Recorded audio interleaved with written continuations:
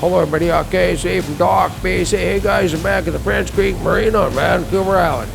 Well, today we're at the top of the harbor flying around with a drone, checking out all the boats coming in and out of the harbor. But hey, take a look at this nice big old heavy hauler. This is the Inlet Raider.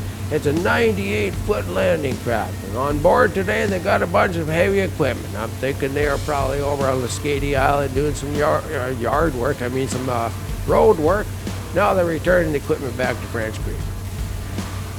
Well, Skip's got a pretty tight corner to make here, but he's done her many a times. He's a pro at it. What he needs to do here is take the stern of the heavy hauler and push it to the starboard side with the side thruster, and then push on through with the two main engines. I tell you, this is one big beast of a boat, eh?